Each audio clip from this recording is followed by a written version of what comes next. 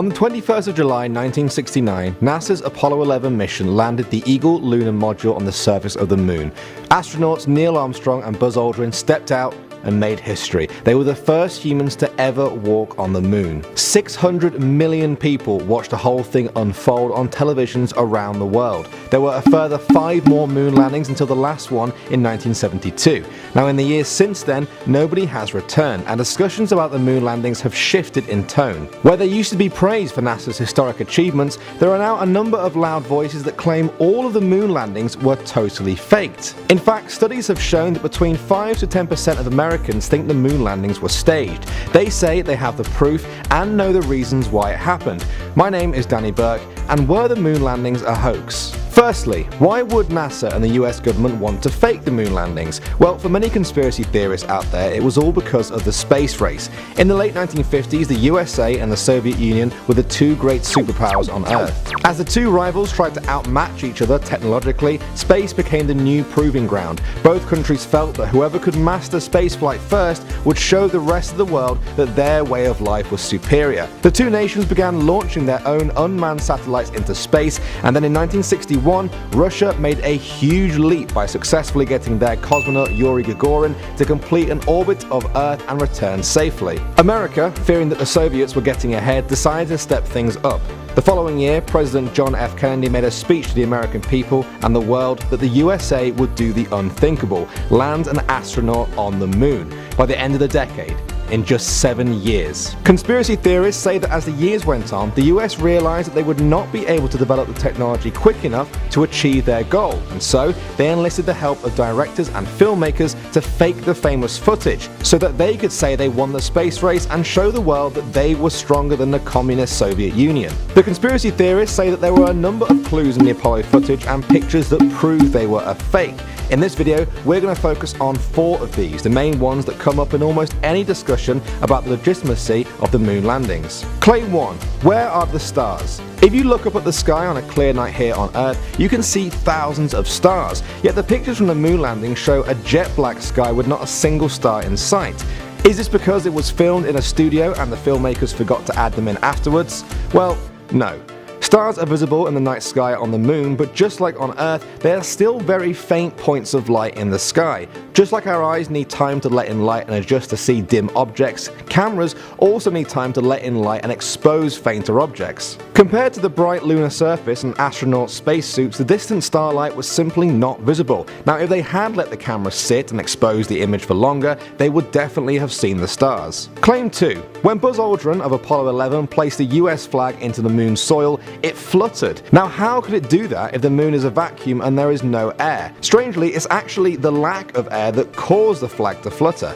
On Earth, objects slow down as they move through the air because of air resistance. On the moon, however, no air means no air resistance, so any force exerted on an object isn't going to be slowed down nearly as much. This is why when the astronauts handled the flag on the moon, the force of them moving the flag left it fluttering for a lot longer than expected, because there was no air resistance to slow it down. Claim 3. In some of the pictures taken on the moon, there appears to be multiple shadows coming from the astronauts, their equipment, and the lunar module, sometimes in completely different directions. There should only be one shadow because there is only one light source, the sun. In this argument, the conspiracy theory suggests that the shadows are actually caused by studio lights used to fake the moon landings. In reality though, the shadows are behaving exactly as expected. Shadows will sometimes have the appearance of going in different directions depending on the surface the object is on. On flat surfaces, they all face the same direction, but on uneven surfaces, the slant can give the appearance of shadows coming from multiple different light sources. Mythbusters once did an excellent demonstration of this exact phenomenon. We might have a problem on our hands. Another issue some people have with the lighting is this famous picture of Buzz Aldrin stepping out of the lunar module and appearing lit up despite being in the shadow of the craft. Now, this isn't because of an external light source, but rather the fact that the lunar surface is so reflective that it lights up objects even even when they aren't in direct sunlight. Claim 4. Radiation would have killed the astronauts. Here on Earth, we are protected from deadly space radiation thanks to our magnetosphere. Out in space, there is no such protection. Conspiracy theorists argue that the astronauts would have been killed as they passed through a concentrated area of radiation from the sun known as the Van Allen belts. And the truth is, yes, the Van Allen belts and space in general do emit lethal levels of radiation. This is definitely something we need to overcome if we want to eventually make it to Mars, which could take many months, but not the week-long trip it took to get to the moon. The Apollo crafts got through the radiation belts in a little over an hour, and although their spacecraft wouldn't protect them forever, it absorbed most of the radiation over that short amount of time. There are a number of other factors that conspiracy theorists hold up as proof, but we could be here all day debunking them, so the main ones we'll have to do. Instead, it's easier to start asking hoax believers some questions. There were over 400,000 people involved in the Apollo space programs, and conspiracy theorists maintain that since 1969, the government has managed to keep every last one of them quiet and stop anyone from coming forward and providing concrete proof that the moon landings were a hoax. Thousands of independent observers around the world also monitored the Apollo missions as they went to the moon. Are we supposed to believe that all of these people were somehow kept silent by President Nixon's administration? Bear in mind that's the same one responsible for Watergate, one of the greatest leak scandals of all time. And who do you think had the most to gain from showing the world the US had not gone to the moon? The Soviet Union, of course, and yet over the 3 years of the moon landings, they observed the US land its astronauts on the moon time and time again, and they confirmed that it happened, even if they wanted nothing more to embarrass the US by exposing them. In fact, not a single country on Earth capable of monitoring the telltale signals of a moon landing claimed that the US did not send people to the moon. The astronauts also brought back many moon rock samples that have been studied by independent observers around the world who had nothing to gain by lying, unless you want to extend the cover-up by a few more 100,000 people. These experts all confirm that the samples are the same as the ones brought back by Soviet rovers and are like nothing here found on Earth. Still, after all this, there are usually some die-hard conspiracy theorists hanging on, and so perhaps it's best then that we save the best for last in this video. There are pictures of the lunar modules that landed on the moon. In 2009, NASA launched the Lunar Reconnaissance Orbiter, or LRO for short. It orbited the moon and, among other things, took pictures of the Apollo landing sites. Every single lunar module has been caught on camera exactly where they should be. In 2011, NASA lowered the orbiter to even capture images of the tracks and marks the astronauts left behind on the moon's surface, and the following year they confirmed through pictures that all of the flags were still standing except for one that had been knocked over by an exhaust launch. An Indian probe took very similar pictures as well. Now, unless conspiracy theorists want to claim that this too is all part of the grand cover-up, they look like they're on increasingly shaky ground. At the end of the day, there is a monumental amount of undisputable evidence for the moon landings versus claims that have all been debunked at some point over the years. For some people, they want to observe it themselves somehow, prove it to themselves, and you can. Apollos 11, 14 and 15 placed retroreflectors on the moon. Now, these are small prisms that reflect light back to where they came from. Observatories around the world have demonstrated to people that if you shine a powerful enough laser at where the retroreflectors are said to be, you get a signal back. This does not happen if you shine it at any other part of the moon that doesn't have a retroreflector. Sometimes this mistrust of authorities is correct. It's true that governments have lied to people a lot in the past, but to pull something on this scale would be at best a monumental effort, and if you take all the evidence against the hoax, totally impossible. To fool millions of people, rival nations with the ability to expose them, keeping hundreds of thousands of people quiet, and somehow manage to plant every Apollo mission's lunar module and flag on the moon would be so mind-blowingly absurd and difficult that going to the moon in a rocket ship is actually a far easier option. Now, don't get me wrong, having a skeptical mind is healthy and you shouldn't always believe things at face value, but skeptical minds should also be open to empirical and logical evidence like we've discussed in this video. To stubbornly deny it is not only objectively wrong at this point, but arguably undermines the hard work of hundreds of thousands of people who spent years of their lives dedicated to achieving a goal that seems so fantastic, so brilliant and so inspiring that some people doubt if humans ever could have done it. One final question people tend to have is, if the moon landings were real, why have we not gone back to it since?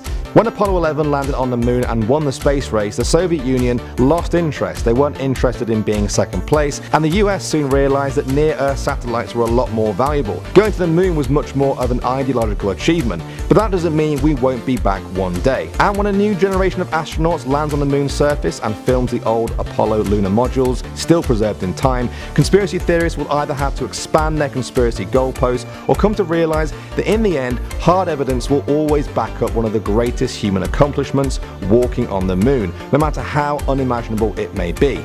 To still claim the moon landings were a hoax in this day and age would require one small narrow mind, one giant leap of the imagination. What if we never went to the moon? When you look up at that big piece of cheese in the sky, it's difficult to imagine how life would be different if NASA astronauts didn't visit the moon in the 60s and 70s. Obviously, we know the moon affects the Earth and its inhabitants in profound ways, but would life be really all that different today if we never went to the moon? Welcome back to Life's Biggest Questions. I'm Charlotte Dobre. The space race began on August 2nd, 1955, when the Soviet Union announced it would be putting artificial satellites into space. The Soviet Union successfully put Sputnik 1 into space before the US, and also was the first to put a human into space, Yuri Gagarin. In 1961, John F. Kennedy challenged America to land a man on the moon and return him safely to Earth. The first man-made object to reach the moon was the Soviet Union's Luna 2 mission on September 13, 1959. Then, during the Apollo 11 mission, the United States successfully landed a manned aircraft on the moon on July 20th, 1969. To this day, the United States is the only country to have done this, and the last time humans were on the moon was December of 1972. The Apollo missions changed the world forever. Progress in human spaceflight accelerated in the 1960s, and the number of physics PhDs at American universities almost tripled. So in short, the Apollo missions made America smarter. The engineering that was required to leave Earth and move to another celestial body led to the discoveries of civil, electrical, aeronautical, and engineering science. The race to land on the moon skyrocketed the pace of technology development. In order to control the Apollo spacecraft, MIT proposed a small, lightweight computer. When it came to the Apollo missions, they needed to cut down on weight and power consumption. It's around $10,000 a pound to get to lower Earth orbit. Hence, the Apollo mission required computers that were compact, powerful, but also didn't require a lot of power. Fairchild Semiconductor was experimenting with microelectric components, and NASA ordered 1 million of them. 2 employees from Fairchild ended up founding the company Intel in 1969. The missions to the moon reinvented society as we know it today. They directly led to the development of the integrated circuit, or a microchip. Anything that requires microelectronic components became much more affordable after the Apollo missions. The moon landings led to the pocket calculators of the 70s, the home computers of the 80s, the World Wide Web of the 90s, and eventually the techie-driven world as we know it today. Even the software in your credit card swipe devices wouldn't exist without the technology developed through the Apollo missions. There are many who believe the moon landing was a conspiracy and that we never actually went there. In fact, around 5 to 10% of all Americans believe the landings were faked. So maybe we're already existing in a world where we never went to the moon. Just kidding. You wouldn't have your cell phone or computer to watch this on if we never went to the moon. But the moon landings did more for humans than just advance our technology and make us smarter. It made us realize that anything is possible if you put your mind to it. What was previously impossible became a reality. The moon landings made us realize what we are capable of. In the words of author and sociologist William Bainbridge, Apollo was a grand attempt to reach beyond the world of mundane life and transcend the ordinary limits of human existence through accomplishment of the miraculous. It's a story of engineers who tried to reach the heavens. The space race, a bygone era wherein the USSR and the United States of America were not only embroiled in a Cold War, but also a quest to be the first to reach the moon. We all know that the Apollo 11 mission to the moon made history when 2 United States astronauts walked on the lunar surface on July the 20th, 1969. But what if history hadn't played out that way? Hello and welcome back to Life's Biggest Questions, a channel that loves the moon. I love the moon. You love the moon. We love the moon.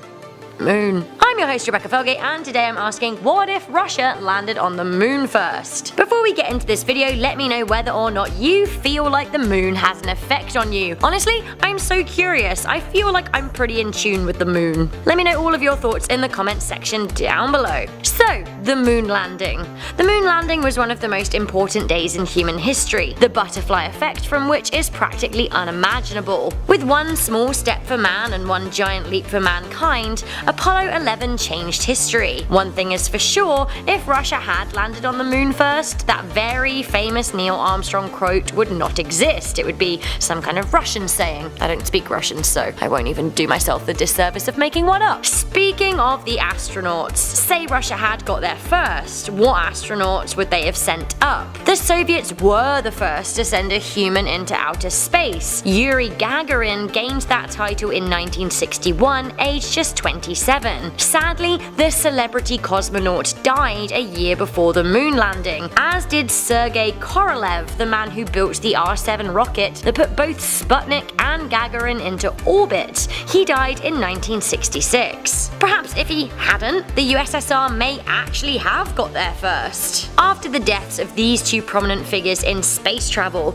the wind in the Soviet sails, or the fire in their rockets for want of a better euphemism, somewhat died out. The USSR lacked the leadership to pull it off ahead of the United States. If they had have made it to the moon first, would they have been back more recently? Once the United States won the lunar landings race, US astronauts landed 5 more times, with their last time being in 1972. There is some suggestions that had the Soviet got there first, they may have looked to set up a lunar base. If they had have done, would that mean that we would already have astronauts living up there right now? Would they have set up a military base on the moon? Would civilians live up there? According to declassified documents, Russia was toying with the idea of colonizing the moon. To be fair though, the United States had similar plans, but they decided it simply wasn't worth it. However, if the Soviets had actually gone through with colonization, would there have been a pretty intense amount of on-Earth tension? Legally and ethically, how can a country even colonize the moon? Would this have been enough to trigger hot war with America? Would Russia have used the moon as a base to host a big old giant laser pointed right at good old America? Had the Soviets landed on the moon first, would their research have been more extensive than the Americans? Would they have shared information? Would they have ventured to the dark side? Would currently unanswered questions about the moon be answered? Would they have been spurred on to continue their interspace successes? The United States saw a huge economic boost following the lunar landings. Would these successes instead have been the Soviets?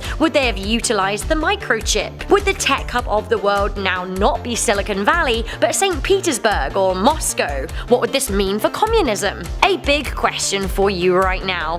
If the Soviet space program hadn't lost its way, if they landed on the moon first, would the USSR have collapsed like it did in 1991? Would their successes on an intergalactic platform made their standing on a global platform stronger? What would it mean for capitalism if the USSR had proved itself as a long-reigning success? Well, honestly, that really is a big question and not one I can answer in the space of a few minutes. No doubt the USSR, or Russia as it may still have become, may have benefited economically from the first lunar landing, but one of the biggest changes in the course of history would actually be how the United States would have reacted. The lunar landing came in response to many Russian successes in space. Arguably, until the moon landing, it seemed that Russia were winning the space race. In the West, we probably only consider the race to have been won by the United States because that's the narrative that they spin. If Russia had got to the moon first, then the USA would be even more desperate to prove their power,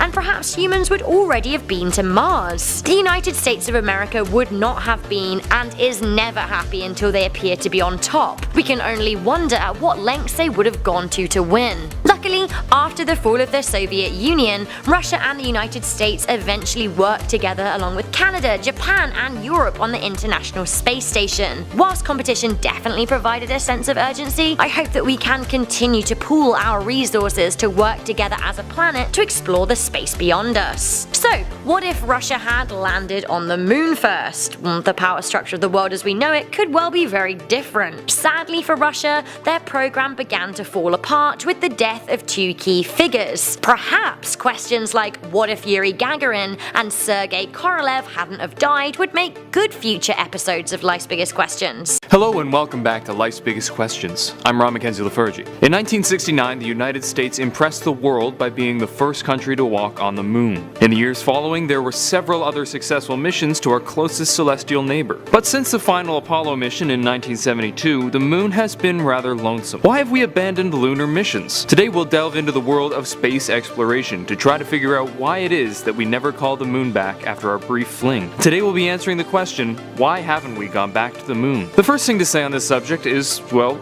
we have. At least the human race has. While it's true that lunar landings slowed considerably after the initial rush in the late 60s and early 70s, there have been several hard landings on the moon since the Soviet Union's Luna 24 in 1976. Not only that, but there was even a soft landing on the moon done by China's Chang'e 3, when they landed a lunar rover on the surface of the moon without significant damage. However, the fact remains that there have been no manned landings on the moon since Apollo 17 in 1972. So why have countries around the world stopped sending people to the moon? And more specifically, why isn't NASA doing anything about it? Unfortunately, as with most things, it all boils down to money. In the years leading up to the first moon landing, the US government had ramped up funding for the space program. At its peak in 1966, NASA had a budget of just under $6 billion, the equivalent of about $43.5 billion today. This made up roughly 4.4% of the federal budget. How does that compare to today? Well, in 2015, NASA had a budget of roughly $18 billion, making up less than 0.5% of the national budget. Compared to the $600 billion spent on the military in 2015, $18 billion is pocket change. While it's understandable that national defense would take priority, the vast difference in funding goes a long way to explain the slow rate of progress when it comes to space travel. Why this drop in funding from 1966 to 2015? Well, it should be pointed out that the peak of funding in 1966 was certainly an outlier. No one expected the United States to continue committing such significant funds once the space race had concluded. However, few people, particularly those working with NASA, expected funding to dry up quite so much. What could have caused this? Well, you know what they say, when you point a finger, there are 4 more pointing back at you. While it's easy to attack the government for refusing to fund the space program, much of that decision is based on the public's perception of it. And unfortunately, while Americans do claim to be interested in space exploration, they just don't want to pay for it. A number of surveys have found that Americans still have favorable opinions of NASA and continue to have positive expectations for the space program. One Pew Research survey in 2014 found that 33% of Americans believe that humans would have long-term space colonies by 2064, showing an incredible level of optimism. However, according to the American National Opinion Research Center's General Social Survey, when asked about US spending on NASA, only 21% of those surveyed believe that NASA receives too little money. And this isn't just a modern phenomenon. At no point in the last 45 years have more than 22% of those surveyed stated that the US spends too little on space exploration. So Americans are rather hopeful about space exploration as long as they don't have to pay for it. And with such limited funds, it's unlikely that NASA will spend precious money on a mission that's already been done. This is true of the public as well. There's a distinct been there, done that sentiment amongst the American population. And in all honesty, that is rather fair. With only so many things NASA can do in a year, it makes sense to set their sights on new things like visiting other planets and improving the space station. This is one of the largest contributors to why we don't return to the moon. There are just too many other things to do right now. One final factor that, while a rather vocal minority, does have some effect is conspiracy theorists. There are a number of people who believe that we never went to the moon in the first place. Some conspiracy theorists believe the moon landing to have been a hoax. There are a number of proofs to counter this, not the least of which being the fact that not even America's rivals claimed it was a hoax. But as ridiculous as these people may seem, beliefs continue to negatively affect the public's perception on the space program. An even smaller segment of them believes that we found aliens on the moon, and that is actually the reason we haven't returned. But that's just crazy, right? Nah, it's crazy. So now we return to our question. Why haven't we gone back to the moon? Well, the short answer is because we already did. But there has been a significant downturn on lunar missions and space exploration in general. This is largely due to a few factors, such as a lack of funding and a lack of interest in the moon. And, of course, aliens. It's always aliens. While it may be true that a lack of moon landings is not in itself a disconcerting fact, it is rather telling of the increasing disinclination towards funding space exploration. If humanity keeps along its current trajectory, the Earth may not be livable for much longer. If we hope to find alternatives in space, we may need to rethink our views on the space program. Plus, hey, maybe check in on the moon from time to time. It's lonesome up there. The moon! Our friend in the sky. I am not alone in my love and fascination for the moon, our planet's orbital that lights up our beautiful night. But what if the moon wasn't just a celestial lamplight to us? What if we had the option to live there? Hello and welcome back to Life's Biggest Questions, the channel that likes to dream big and small depending on the day. I'm your host Rebecca Felgate, and today I'm asking, what if humans could live on the moon? Before we get into this video, I want to ask you guys if you would travel to the moon if it becomes a commercial possibility in our lifetime. I'm kinda scared of flying, but that being said, space travel is the ultimate goal, and I feel like my life would be totally complete and change forever if I left planet Earth. Think about it. Let me know your thoughts in the comment section down below. Also, if you guys want to connect with me on social media, there is a link to my Instagram in the description box. Okay, the moon. It has been 46 years since humans have been to the moon. In 2017, Vice President Mike Pence stated in a meeting with the National Space Council that NASA will be sent back to the moon. Now I quote, "Not only to leave behind footprints and flags, but to build the foundation we need to send Americans to Mars and beyond." The wider implications of this, we don't know, but we do know that in the late 1950s, the United States government were thinking of setting up a permanent outpost on the moon at the cost of $6 billion. Today, that's more like $55 to $60 billion. The declassified Project Horizon plan seemed to suggest that, in the research conducted anyway, it was concluded that scientists and astronauts could create a livable environment on the moon. So, does this mean we can indeed live on the moon? Well, yes, ish, but it would be a challenge. To live on the moon is to kiss goodbye to fashion choices and the freedom of clothing options altogether. If we wanted to step outside of our moon homes, we would need a spacesuit. The atmosphere on the moon is very thin comparative to that on the Earth, which would mean it is super bright, so super strength UV sunglasses would be a must. This also means that we might be exposed to cancer-inducing radiation. Also, making the moon somewhat inhospitable is the lack of breathable air. There isn't much oxygen on the moon, which is a bummer for humanity. If you walked out of the safety of your moon hut, the low pressure and lack of oxygen would likely make you pass out within 15 seconds. If you were left out there for too long, the low pressure would start to draw out the fluid from your body and your blood vessels would explode. Oh, one more issue with your soft, feeble human body would be the wild varying temperatures of the moon, which swing between plus 127 degrees to minus 173 degrees Celsius, which is freaking-sane. So, all in all, you see and understand the need for a spacesuit. Now, we aren't talking any old throwover to live on the moon. Living on the moon means a rather hefty spacesuit, and I imagine we might even need two, one for hot and one for cold temperatures. On our last trip to the moon in the 1970s, the pressurized spacesuits given to the astronauts weighed 300 pounds, so 126 kilos or 21.5 stone. While these would feel much lighter in the low gravity surface of the moon, they would feel very heavy in any gravitational chambers we have.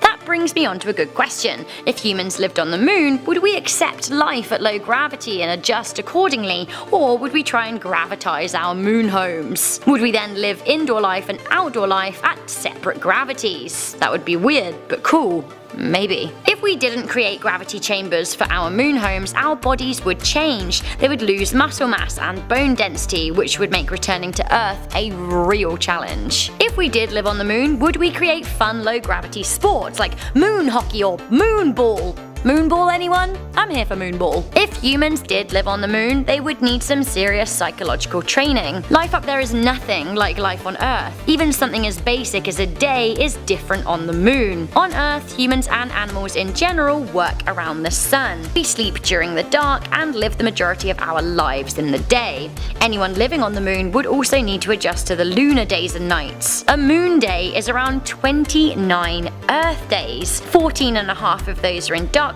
and 14.5 in light. Extended periods of sunlight and darkness can really mess with a person's mental health and sleep patterns. It's likely if humans did live on the moon, they would spend the dark days inside their moon homes, and moon homes would have adjustable lighting states for better living. It is not only days that would be different for moon humans, weather would be very different too. We would have no need for umbrellas as it doesn't rain on the moon. There are, however, volcanic outgassings and dangerous solar radiation winds. If humans lived on the moon, we would need to stay inside our special moon homes when solar events happened. If not, we would be frazzled alive.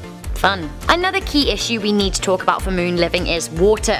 The moon doesn't have liquid flowing water. We would need to mine for it, which might be a moon career for some. Water would be needed to drink and also to feed any plant life we can grow on the moon. The cultivation of plant life could also be another moon career. As water is harder to come by, we would need to be more mindful in the way in which we use it, which may mean the way in which we clean ourselves would be quite different. For the foreseeable future, early life on the moon would be basic, perhaps more basic than lives of early colonial settlers. We may not have any hot running water, so don't be surprised if there's no internet, TV, or entertainment in general. Restaurants, movie theaters, malls, would any of these exist on the moon? Perhaps over time we would begin to develop creature comforts, but it may be centuries before we're able to cultivate things on the moon like we are able to on Earth. I don't know, maybe I'm looking at it all wrong. Maybe our first moon settlements will be high-end. With Virgin Galactic charging $250,000 for space flights, it's possible that companies like Virgin or even Tesla could develop luxury resorts on the moon with only a few permanent residents to work there. It only takes 3 days to fly to the moon at the moment, so maybe it would be a great place to vacay. How would we travel once we're all set up on the moon? There aren't any cars or even roads, so at the moment the best way to travel is to cross-country ski. Shoop shoop, combustion engine free shoop. Just watch out for refrigerators. While living on the moon would have its challenges, I have to say that watching the Earth rise would be truly and utterly incredible. Seeing planet Earth in the night sky, honestly, I can't think of anything better. One huge final question. If humans lived on the moon, and I mean permanently lived on the moon, then who would own it? No country can lay claim to the moon, although why do you think it currently has 6 American flags stuck in it? We know that humans get possessive. Would people be declaring war to own the moon? Would people born on the moon one day demand independence? So many questions, not all of which can be answered in one video. So what if humans lived on the moon? Well, we could and can do it, it would just be an adjustment and we would need to be prepared for it. It would take a lot of resources too. Humans have evolved to Earth, making our original home the best habitat for us. Perhaps we would start to evolve to be more in tune with the moon too. Who knows? One little fact to leave you guys on. Did you know that moons can have moons? Because they can, and they're called moons. And that, my friends, makes me very happy. The moon, our shiny celestial friend sitting pretty 384,400 kilometers away from us. The human race has only visited the moon 6 times, and for short spells. But what if a person was born up there? Hello and welcome back to Life's Biggest Questions, the channel that likes to tackle all manner of queries. I'm your host Rebecca Felgate, and today we're taking things out of space as we ask, what if you were born on the moon? Before we launch right on into this video, I just want to ask you guys to hit that thumbs up button and also click on that big beautiful notification bell for more videos direct to your inbox. Humans have looked up at the moon since the dawn of their existence, but only 12 people have ever walked on it. All men. The first of these lads, as we know, was Neil Armstrong in 1969. The last was Eugene Cernan in 1972. For a person to be born on the moon, A, NASA would seriously have to reboot their lunar program, and B, they would need to actually get a female up there to birth the baby. Suffice to say, if you were born on the moon, you would make history in many ways. Not only would your parents, at this time anyway, be the first up on the moon in over 40 years, your mother would be the first woman in space, and you, of course, would be the first human ever to be born off planet Earth. Before we get into naming the space baby, let's decide whether or not it's even possible to give birth up there. In the now declassified Project Horizon plans, it was revealed that the United States government were thinking of setting up a permanent outpost on the moon at the cost of $6 billion in around the 1950s. Now today, that's more like $55 to $60 billion.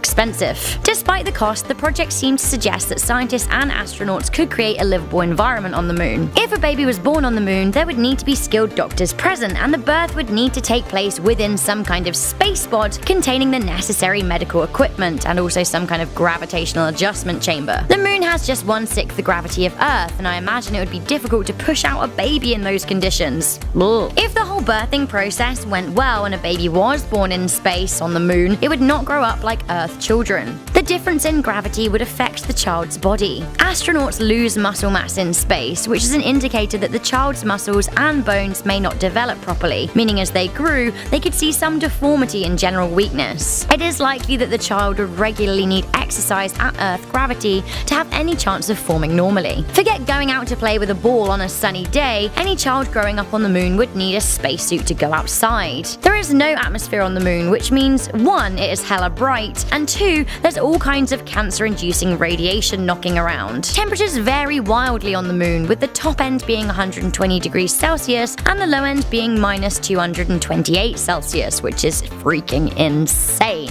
Anyone living on the moon would also need to adjust to the lunar day and nights. A moon day is around 29 Earth days, 14.5 of those are in darkness and 14.5 in light. Extended periods of sunlight and darkness can mess with a person's mental health and sleep patterns, although if a baby is born in these conditions, maybe they'll have a better chance of adjusting than an adult. Of course, this is assuming the baby isn't born on the dark side of the moon, in which case growing up without sunlight would cause even more problems. Being a baby on the moon with a mother there to breastfeed you would put you at an advantage to other lunar livers who have to go to more extreme lengths to eat and drink water. As the baby grows up, it too will need these things to survive. Okay, so a lunar baby may have deformed bones and muscle mass, be more likely to get cancer, be pretty pale from all that spacesuit living, be robbed of a normal childhood and have to live in a very tight-knit community and have few other kids to grow up with, but there must be some benefits to being born and raised on the moon. Well, aside from your celebrity and historical importance, you would get some awesome views. You could see Earth from your backyard and experience awesome Earth cycles, just like lunar cycles, but with planet Earth. Full Earth, half Earth, total eclipse.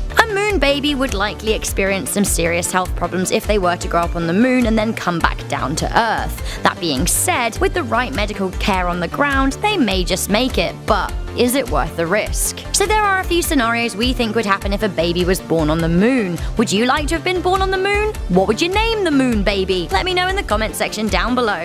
I'm at the foot of the ladder. The LM foot pads are only depressed in the surface about 1 or 2 inches. I'm gonna step off the LM now. That's one small step for man, one giant leap for mankind. The infamous words spoken by Neil Armstrong as he became the first man to walk on the moon. A very historic moment in history that fueled America and crushed the Soviet Union's dreams. But what would happen if it didn't play out like that? Well, that's exactly what we will be discussing today. Hey everyone, what's up and welcome back to Life's Biggest Questions. The voice you're currently listening to belongs to me, Lindsay Ivan, your voice of reason for today's video, which is, what if Soviet Russia won the space race? But before we begin, make sure to give this video a big thumbs up and subscribe to Life's Biggest Questions. With that being said, let's dive on into the video. So let's start from the very beginning. It's the mid-20th century and World War II is at its endpoint. But it's not over just yet. A new conflict has arisen, the Cold War. Tensions between the Soviet Union and the United States are at a high. Then, in the late 1950s, space became the battlefield for their competition. Both parties fought to be the first in spaceflight capability, but there could only be one winner. On October 4th, 1957, the Soviets launched Sputnik, which is Russian for traveler, which became the world's first artificial satellite and first man-made object to make it to Earth's orbit. This was greeted with a huge surprise. Americans were left speechless. How could they have successfully done this before the US? Especially since they were left devastated after World War II. This was the beginning of a very long and devastating competition. Less than a month later, the Soviets launched Sputnik 2, which contained a dog named Laika. It wasn't until 1958 that the US received their first achievement in the space race. They launched a satellite named Explorer 1. That same year, NASA was founded and announced that they were determined to send humans to space. Now, for the first half of the race, it was said that the Soviets were way more ahead than the US. They had many firsts. They had Luna 1, the first artificial object to escape Earth, Luna 2, the first spacecraft to reach the moon, and Venera, the first spacecraft to head towards Venus. The US was way behind. Then in April of 1961, the Soviets sent Yuri Gagarin out to space, and he became the first person to orbit Earth. But all of these successes did not stop the US from trying. In fact, it propelled them into working faster and harder. On May 5th, astronaut Alan Shepard became the first American in space. After that success, President John F. Kennedy announced that the US would land a man on the moon before the end of the decade. Then, a few months later, he delivered his famous moon speech, which included the line, "We choose to go to the moon in this decade and do the other things, not because they are easy, but because they are hard." Or maybe it's because you really wanted to show the Soviets who's boss. Over the next few years, each participant in the race took several firsts. In 1962, the US had their first interplanetary flyby with Mariner 2 passing by Venus. And then they had the first Mars flyby in 1965 with Mariner 4. But the Soviets sent the first woman into space, Valentina Tereshkova, in 1963. The US didn't achieve this until 20 years later. Nonetheless, it seemed like the two were neck and neck battling for first place. Sure, they both accomplished many historic firsts with regards to space, but they both wanted to be the first one to send a human to the moon. In 1963, 3 American astronauts were killed during a launch, but the US kept pushing through. In 1968, they launched Apollo 8, which was the first manned space mission to orbit the moon. And then finally, on July 16th, 1969, Neil Armstrong, Edwin Buzz Aldrin, and Michael Collins set off on a mission to land on the moon, and it was successful. And from there, the US won the space race, or at least it's widely considered that they did. That was quite a long journey, with several failed attempts along the way on both sides. But what would have happened if they didn't win the space race? That's the question we need answers to. So the first theory is by space historian Dr. Christopher Riley. He believes that if the Soviets won the space race, then they would have continued on with multiple other moon missions, and they may have even built lunar bases. If Soviet Russia won, that means they may start taking things to the next level. What else can they beat the States at? What else can they do in outer space to continue proving to other countries that they are the boss? It would eventually get very costly. Who knows where they would start pulling funds from. Furthermore, this win might just fuel Russia. In 1947 and 1952, magazines in the States were saying that the first in space will win the Cold War. But space policy expert at American University Howard McCurdy said that what this really meant was that the nation that wins the space race will control the Earth and space. So the Soviets would get super cocky and be like, "We are the masters of the space, our next step is to conquer the world." If this is true and they claim space, then they may try to stop the US from doing any venturing to space. The Soviets will probably be like, "Oh, we got here first, so we have dibs on space," even though that's not really how it works. But if that did happen, then all of the discoveries NASA has made would no longer be a thing, unless they fought for control. Let's move on to our next point. So if America did lose, one of two things may also happen. The first being, they massively cut down NASA's funding and place the money into a system they can trust, like military projects or something like that. Or they increase NASA's funding to try to become better than the Soviets. Since the Soviets got a man on the moon before them, they will be under immense pressure to do the same and quickly. They wouldn't want to be too far behind. The Soviets may have done it first, but the US would still want to prove that they can do it as well. But this may result in the US rushing the attempts to try and do it as quickly as possible, meaning they are leaving more room for error. Rushing this could lead to more deaths of their crew members, but the competition wouldn't stop there. The US may just do something outrageous to try and one-up them. Maybe it's doing something like sending a whole family to the moon. Stuff like that to prove to the Soviets that, hey, you may have gotten the first man on the moon, but we got the first family on the moon, huh? Beat that. Then you'll just have an ongoing cycle of both sides trying to one-up each other, doing more and more extravagant things in space. It truly wouldn't end, it would just continue going on and on. This would leave both parties devastated. Lots of passengers would probably lose their lives, citizens would get tired of the ongoing competition, and they would waste millions of dollars. Now, I want to briefly touch on the incident that occurred in January of 1967. In America, their spacecraft caught fire during a launch simulation. 3 astronauts were killed in this incident. Soviet Russia winning the space race would make them feel like these 3 individuals died in vain. They risked their life and their team still lost. That would make their team members feel pretty crappy. They can either go about this 2 ways. Lose hope and quit? Or push through to make those 3 men proud? Additionally, former NASA historian Roger Lanius doesn't believe the US would have succeeded in trying to send humans on other deep space missions if they lost the space race. He says, and I quote, "If you publicly announce that you lost the moon race and that your technology was not up to snuff and your economy was not sufficient to support it and all the other stuff that goes along with an admission of failure, why would you turn around and say, oh no, we're not going to do that. We're now going to do something that's at least an order of magnitude more difficult. You're setting yourself up for failure a second time." It would definitely be a huge embarrassment. They wouldn't want others to see them fail again. So they may just stop focusing on space travel and instead put their focus on something else. But Roger Lanius and Howard McCurdy both believe that the US would have proposed the idea of a joint venture with the Soviet Union. They would make some sort of deal with them to get an American man to the moon. Hey, maybe it would be the beginning of a long friendship between the two. Or the Soviet Union would have been like, back off, you're only being nice to us because you lost, why should we help you? Who knows what America will offer them in exchange. If they are desperate enough, they may make a drastic deal with the Soviets. Roger and Howard also believe that if the Soviets won the space race, then the fall of the Berlin Wall probably wouldn't have happened. Not only that, but the Soviet Union may still have had control over most of Eastern Europe. Then some undecided countries may have allied with the Soviets instead of the Americans. This would be a huge accomplishment for Soviet Russia. I can't emphasize that enough. Their propaganda would be insane. They would be going on and on for days, months, and years about their victory. Maybe they will get more countries on their side and become a more powerful force. Not only that, but maybe the undecided states would think that communism was the way to go. They may think that if they follow communism, then they too can make such remarkable achievements. So that's pretty much it.